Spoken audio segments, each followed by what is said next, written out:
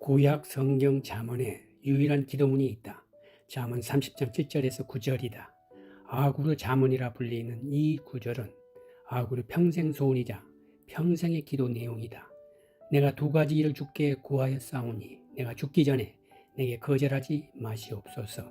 곧 헛된 것과 거짓말을 내게서 멀리 하옵시며 나를 가난하게도 마옵시고 부하게도 마옵시고 오직 필요한 양식으로 나를 먹이시옵소서. 혹 내가 배불러서 하나님을 모른다, 여호와가 누구냐 할까 하오며, 혹 내가 가난하여 도둑질하고 내 하나님의 이름을 욕되게 할까 두려워함이니이다. 아구르 평생 기도 제목은 먼저 헛된 것과 거짓말을 내게서 멀리 하옵소서이다. 여기서 헛된 것은 허탄한 것과 헛된 말을 뜻한다. 허탄한 것과 헛된 말은 탐욕을 의미한다. 아굴은 평생 기도 제목으로 허탄한 것, 헛된 말과 함께 거짓말을 멀리하게 해달라고 기도한다. 성경은 거짓말과 거짓에 대해 아주 민감하다. 잠언에서만 54개의 구절에서 거짓말에 관해 이야기하고 있다. 거짓말은 우리의 영성과 신앙을 뒤흔들고 이중적 삶으로 만드는 치명적인 독소다. 그러므로 우리는 두렵고 떨리는 마음으로 거짓말하는 자가 되지 않기를 힘써야 한다. 너는 그의 말씀에 더하지 말라.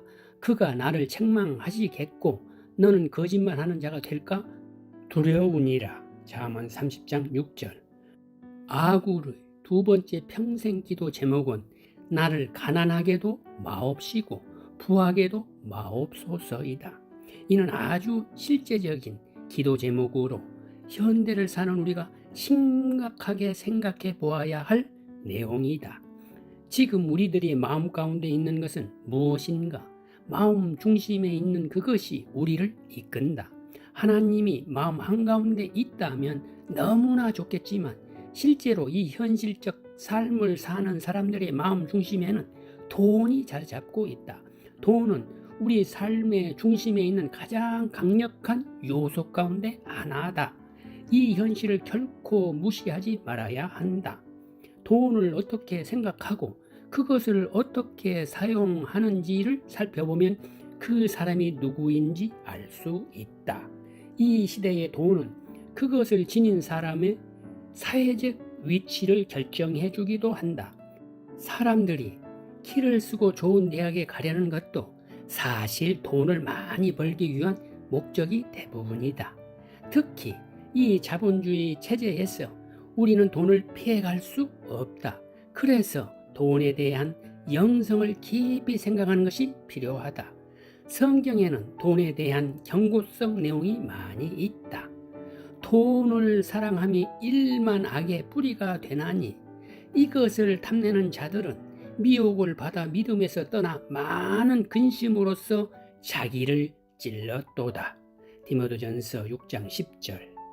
내가 이 세대에서 부한 자들을 명하여 마음을 높이지 말고 정함이 없는 재물에 소망을 두지 말고 오직 우리에게 모든 것을 구해 주사 누리게 하시는 하나님께 두며. 디모데전서 6장 17절. 돈을 사랑하는 것이 모든 죄악의 시작이 된다. 이것은 요즘 미국은 물론 한국에서도 각종 사건 사고를 통해 증명되고 있다. 돈 때문에 가정이 파탄나며 형제 자매는 물론 부모와 자식도 갈라지며 심지어 살인까지 한다. 교회에서도 돈으로 인한 문제들이 많이 발생하고 사회 문제화되고 있다. 좋은 뜻으로 시작한 목회가 돈으로 불행하게 끝나는 경우도 많다. 너무나 안타까운 일이다. 여하튼 작금의 상황을 보면 돈을 사랑하는 것이 1만 가지 악의 근원이 된다는 디모데전서의 말씀을 실감한다. 그러나 너무나 돈을 터부시해서는 안 된다. 가난하게 되는 것만이 능사가 아니다. 물론 크리스천들이 하나님의 나라를 위해 자발적 가난과 온돈을 선택할 수는 있다. 그러나 모든 사람이 그런 삶만을 추구한다면 정작 크리스천들은 이 사회를 변혁할 주체가 될 수 없다. 어떻게 보면 돈은 철저히 가치 중립적이다. 그것을 어떻게 쓰느냐에 따라 일만 악의 근원이 될 수도, 하나님의 사랑이 통과되는 통로가 될 수도 있다. 나는 아굴이 나를 가난하게도 마옵소서라고 기도한 것이 특히 인상 깊다. 아마 대부분 신실한 크리스천들은 그의 또 한 가지 기도 제목인 나를 부하게도 마옵소서가 더 다가올 것이다. 그만큼 부로 인한 문제점과 역기능이 만연되어 있기 때문이다. 그러나 아굴은 절대로 부를 탐하지 않았지만 가난하게 되는 것도 경계했다. 부하지도 가난하지도 말고 필요한 양식을 얻을 수 있게 해달라고 했다. 인생을 살면서 나는 주체할 수 없을 정도로 돈이 너무 많아 오히려 인생이란 큰 전투에서 패배한 사람들도 만났지만 돈으로 인해 너무나 고생하는 사람들을 더 많이 보았다. 인간은 생존을 위한 단계에만 머물다 보면 그것을 타개하기 위해 모든 시간을 바침으로써 결국 더 중요한 일을 못한 채 생을 마감하게 된다. 사실 이것은 비극이다. 생존을 위한 돈만을 간신히 벌어 입에 풀친 말 하고 살다 가는 것이 인생을 향한 하나님의 뜻은 아닐 것이다. 올바로 하나님을 만난 크리스찬들은 돈을 벌더라도 돈을 극복하는 삶을 살 수 있다.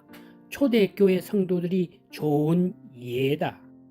모든 물건을 서로 통용하고 또 재산과 소유를 팔아 각 사람의 필요를 따라 나누어 주며 기쁨과 순전한 마음으로 음식을 먹고 사도행전 2장 44절에서 46절 초대교회 공동체에는 돈을 더 많이 번 사람과 상대적으로 적게 번 사람들이 혼재되어 있었을 것이다.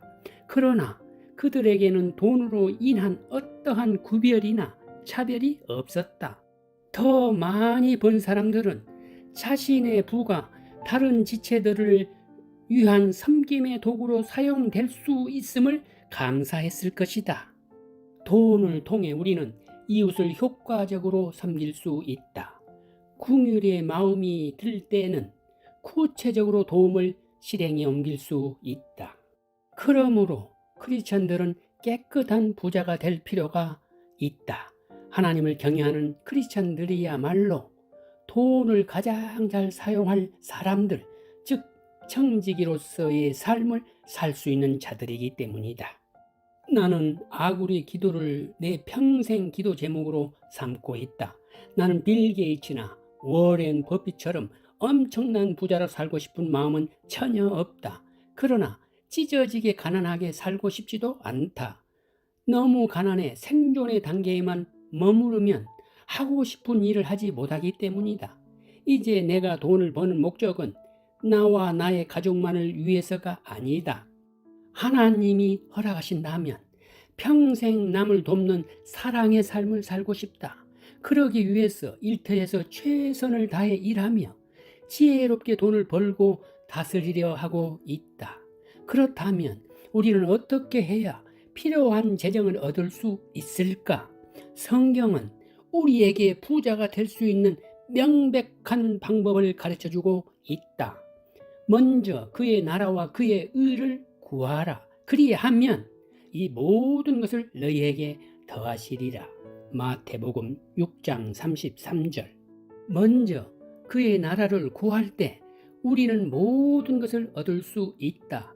크리스천이 되어 하늘 아버지의 자녀가 되었을 때 우리는 모든 것을 소유한 자가 된다. 왜냐하면 온 땅이 아버지 것이기 때문이다.